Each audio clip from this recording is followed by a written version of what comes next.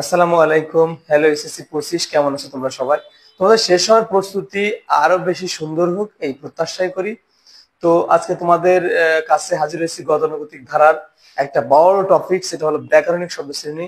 এই টপিক নিয়ে আজকে আলোচনা করব, সেটা হলো যে ক্রিয়াপদের প্রকারভেদ। চলো আমরা শুরু করি ক্লাসটা। তো আজকে আমরা যেটা বিষয় নিয়ে আলোচনা করবো এটা হলো তোমার ক্রিয়াপদের প্রকারভেদ। প্রকারভেদটা কি?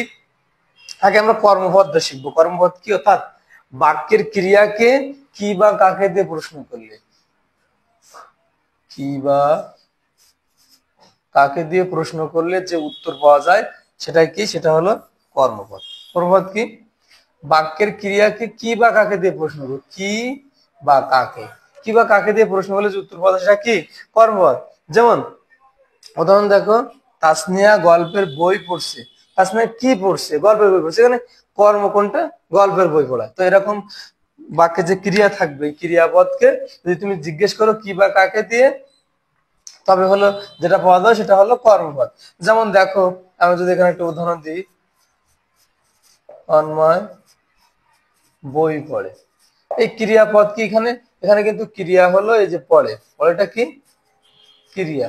এই ক্রিয়াকে তুমি কি দিয়ে প্রশ্ন করো তো? কি দিয়ে প্রশ্ন? কি পড়ে? বই পড়ে। তাহলে বইটা হলো তার কি? কর্ম। এই কর্মের উপর ভিত্তি করে ক্রিয়াপদ হলো দুই প্রকার। কি কি? একটা হলো সকর্মক আর একটা হলো দ্বিকর্মক। সকর্মক কি?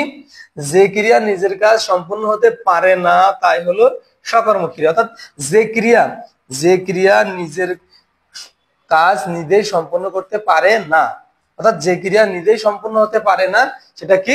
সকর্মক ক্রিয়া।